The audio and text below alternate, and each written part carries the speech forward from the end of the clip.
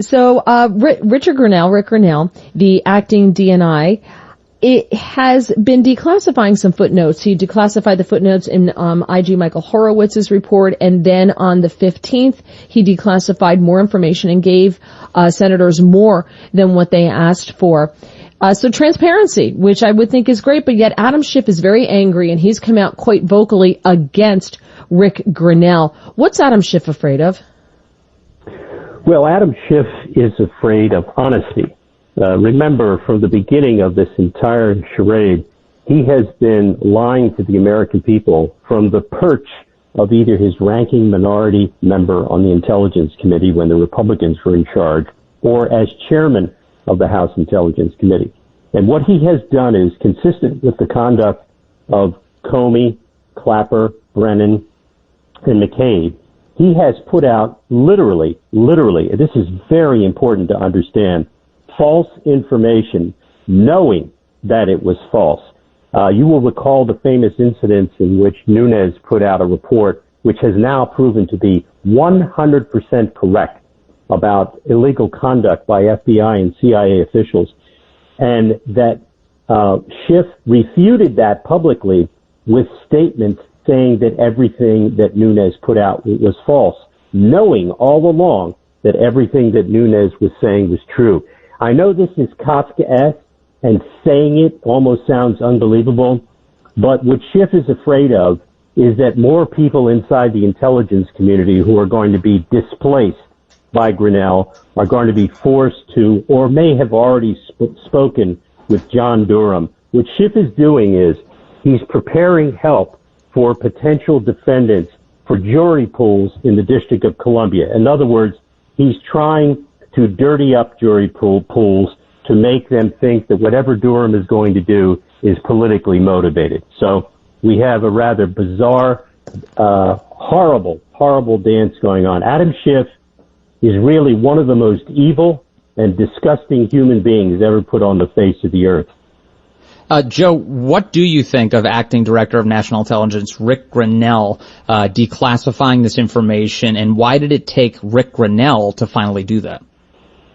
Well, his predecessor, not immediate predecessor, this guy McGuire, was awful, absolutely awful. He was an apparatchik. He was another great career bureaucrat, just like Michael Atkinson. But the real disappointment is Dan Coates, the former director of national intelligence, who permitted all of this to occur and did nothing to fix it and harmed President Trump from the first day he, Coates, was ever appointed as DNI. Grinnell came in with the complete confidence of the president with an edict, with a mandate, and it was to A, get rid of people who were disloyal to the United States, not the president, disloyal to the United States. And we have to underscore that. This has nothing to do with loyalty to the presidency. It has to do with disloyalty to the United States. He got rid of a bunch of people. He's getting rid of more. He's sizing down. But he had the complete confidence of the president. And the president knew that Grinnell wasn't afraid, didn't care about whatever his next job was going to be, like Chris Wray. He's not a Chris Wray. Grinnell is a superstar. He is an American hero. He is a great, great guy, someone that Victoria and I have known for a long time. He's an amazing human being. He's got guts. He loves to fight. And boy, I can't wait to see him engage with Adam Schiff. You had mentioned Durham and mentioned getting grand juries in the district, and how Adam Schiff is trying to muddy the waters for that. You don't have to do much to get a jury in the district to not give any kind of indictment to anyone who would be possibly in favor of the president. Can Durham take it outside of the district to try to get grand juries outside of the district, or does this have to happen within D.C.? Well, where a grand jury sits is a function of what's called venue. In other words, there has to be a connection legally to the place where the acts occurred. I've always thought that there was a sufficient connection in the Eastern District of Virginia, because that's where the CIA sits and that's where the conspiracy was born in John Brennan's office. And I would assume that he is using grand jury subpoenas from the District of Columbia because the majority of the activity occurred literally between Capitol Hill, Adam Schiff's office, the FBI building, and the White House during the Obama administration. If you follow a straight line between those three places and sort of hook on to the CIA out in Langley, you end up with about 75% of the activity occurring in the District of Columbia. And make no mistake about it, the reason Susan Rice is squealing and screaming about Grinnell is because she knows she's in the crosshairs of John Durham. We shall see, but the bottom line is it's going to be tough to bring an indictment anywhere else unless you can prove that there were meetings and conversations that occurred outside the district. So for the moment, we're left with what we have. Mm-hmm. Joe, what else, if anything, are you hearing about the Durham investigation? Well, we know that Mike Rogers, the former head of the National Security Agency, the great admiral who blew the whistle on to the President of the United States about how he was being spied on, we know that Rogers has met with the Durham regularly, we are told, regularly, in an effort to explain NSA activities and the violation of NSA rules by Susan Rice and others. One of the things we know is that there has been grand jury testimony. There's no doubt about that. And he's not doing that to write a report. And I want to underscore for our WMAL listeners that what Bill Barr said the other day was very important. He said Durham is not there to write a report. He may end up writing a report as part of his activities, but he is there to bring charges. And that's what he's doing. So my guess is he's not going to bring stuff that's weaselly. I'm expecting a broad conspiracy charge, which will be against Brennan and others to deny the president and people associated with the president, including Carter Page, of their civil rights, right. But also a huge conspiracy count to defraud the United States government of the faithful servants of its employees. Joe, hang tight, would you? We want to keep you around?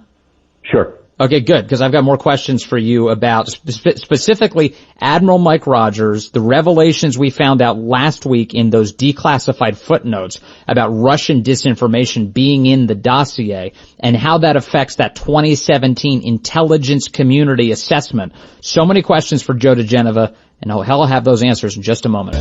All right, we've got former U.S. Attorney Joe DiGenova with us, as always, on Mondays. And Joe, I want to ask you about these revelations, courtesy of all of this declassification that's being done by Rick Grinnell, revealing that there was definitely Russian disinformation that the FBI was aware of inside of that dossier prepared by Hillary Clinton and the DNC designed to take down Donald Trump. And when I saw that, Joe, confirmation of something that we've all suspected for a long time, it made me think back to the intelligence community assessment in the beginning of 2017, which declared without qualification that the goal of the Russians was to help get Trump elected and help to defeat Hillary Clinton.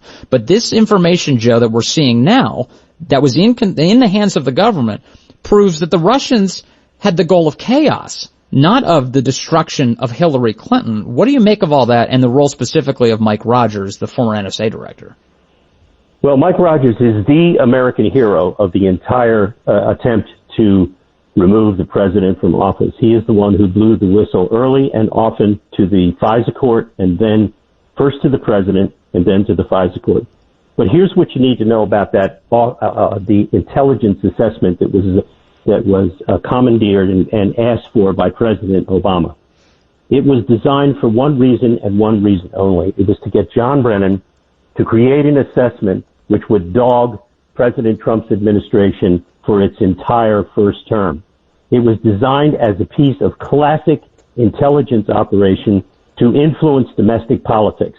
The assessment, the national assessment, will be the centerpiece of a conspiracy indictment against John Brennan and others.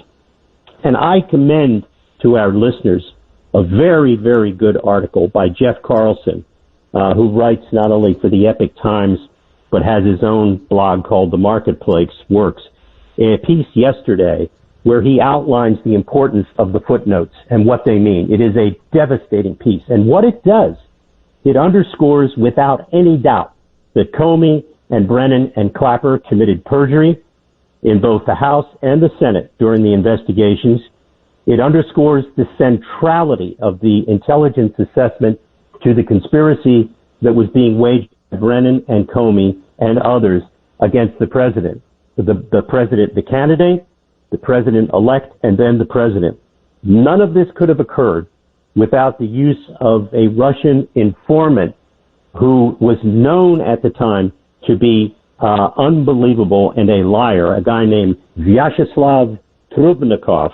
He is the central figure. He is what has been called the little Russian operative who helped Stephen Halper manufacture the Steele dossier. And also our listeners should remember, in one moment of truth, Andrew McCabe told the intelligence committees there never would have been a Carter Page FISA warrant without the Steele dossier. We now know from the declassified footnotes, not only is that true, but we now know the contours of the conspiracy against the president. It's devastating. Now, you will hear none of this in the mainstream media. The Washington Post and the New York Times continue to insist that there was always a basis to investigate the president. God help us if we want to have a First Amendment. We must not leave the protection of that amendment to the Washington Post and the New York Times. They are disgraceful. Joe, I'm worried about the timeline. You had said, again, going back to the grand juries, if we're not doing those things now because Washington D.C. is shut down, and John Durham is not to write a report, he's there to get indictments. He's there to prosecute crimes. Do we get too close with the timeline to the election and have to put all of that on hold until after the election? And if Trump loses, then we're in trouble. That's not going to happen. My understanding is the decision has been made that when Durham decides he's ready to indict, he's going to indict. It could be 3 days before the election. He's going to indict. Okay. They are not going to wait. They are going to force the issue on either a second Trump administration, which I pray occurs, and have this play itself out in a court system which may be rigged against Republicans and in favor of conspirators in the District of Columbia. And let me just, and then they've decided they're going to take that step. They're not going to let the election interfere with whether or not an indictment's brought. They're just not going to do it. It's incredible. I mean, it's just incredible. And one of the reasons I brought up Admiral Mike Rogers, who I'm glad you've brought up so many times, Joe, on our show, because I think great hero. The people who are doing the right thing deserve to get credit for that. I just see these headlines that you're referencing that Mike Rogers has been cooperating extensively with John Durham to help him in his investigation. And also that intelligence community assessment that I cited at the top here.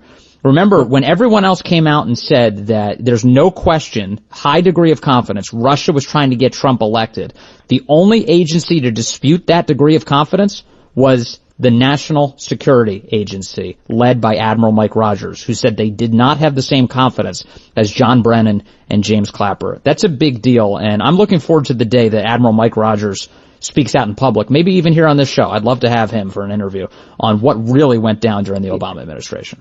He's a great American, and he is really the hero of this story. And and as I've said before, every evil person in this story is a lawyer or a political operative.